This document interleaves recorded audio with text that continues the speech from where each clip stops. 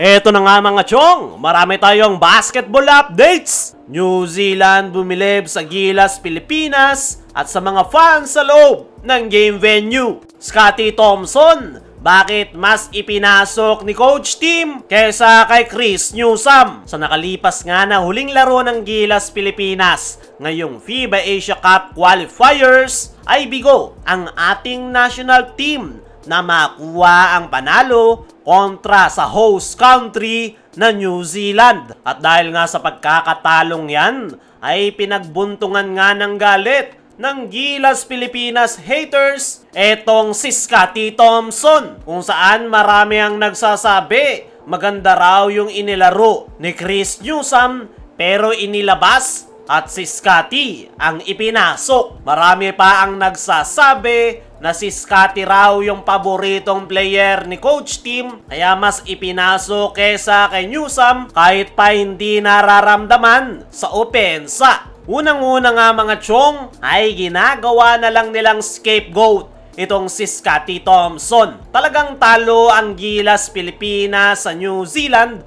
dahil sa init ng kanilang outside shooting. Ang sagot naman kung bakit si Scottie yung ipinapasok ni Coach Tim ay napakasimple lang. Wala nga tayong gwardya na magpapacilitate ng triangle offense. At sa lahat ng gwardya ngayon ng Gilas Pilipinas ay tanging si Scottie lang talaga yung mas nakakaalam ng triangle offense ni Coach Tim Cone. Kaya naman given talaga na siya ang mas bibigyan ng playing time para mapatakbo ng maayos yung kanilang sistema. Patungkol naman sa sinasabi nilang zero contribution ni Scottie kontra sa New Zealand, ganyan naman talaga yung laro ni Scottie. More on intangibles talaga yung kanyang laro, hustle at sa depensa. Yan nga yung kanyang first priority at yan yung kanyang role sa Barangay Ginebra at Gilas Pilipinas. Dahil ang mindset ni Scottie ay meron naman siyang mahuhusay na teammates pagdating sa opensa. Kaya mas magfo-focus ito sa pagpapacilitate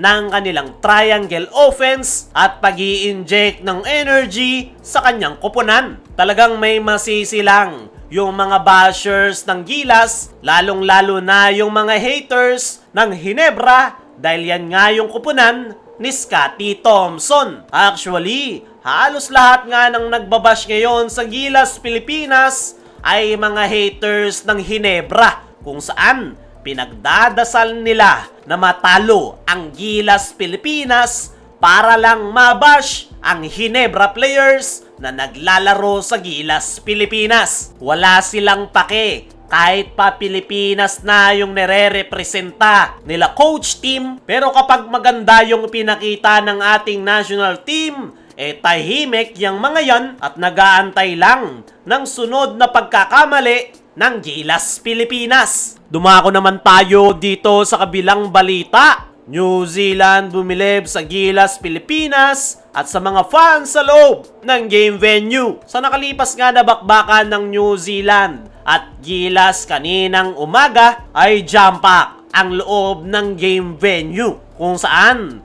pinuno nga yan ng Filipino basketball fans para suportahan ang Gilas Pilipinas.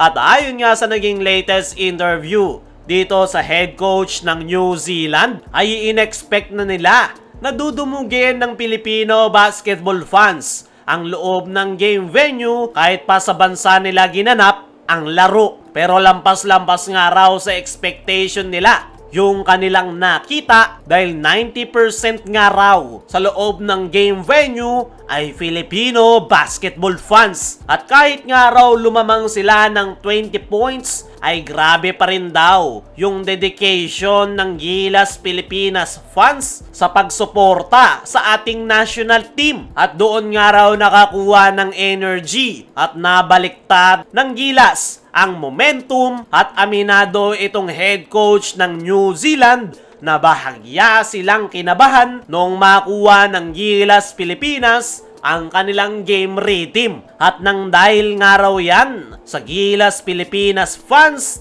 na nanood sa loob ng game venue, dagdag pa ng nasabing head coach ay parang sila nga raw ang dumayo sa Manila dahil sa sobrang ingay ng Gilas Pilipinas fans. Para sa akin mga chong, ay yung mga sumuporta sa loob ng game venue ay ang mga tunay na Gilas Pilipinas fans. Kahit patambak ang ating national team, ay grabe pa rin yung kanilang suporta. Hindi gaya ng iba dyan na nakaupo lang sa kanilang bahay na imbes suportahan ang ating national team, ay binabash pa ang Gilas na tila ba bawal silang matalo. At gaya nga ng sabi natin kanina, karamihan sa mga nang babash sa ating national team ay Barangay Ginebra haters. Grabe niya yung inggit nila sa Ginebra at kahit bansa na natin yung nire-representa ay wala silang pake. Mabash lang ang ating national team, lalong-lalo na yung Barangay Ginebra players at si Coach Kim Ghon. Kaya mga chong, ano ang masasabi nyo sa sinabi ng head coach ng New Zealand patungkol sa Gilas Pilipinas fans? Ano rin yung masasabi nyo sa mga nang babash ngayon kay Scotty? I-comment mo lang dyan sa ibaba.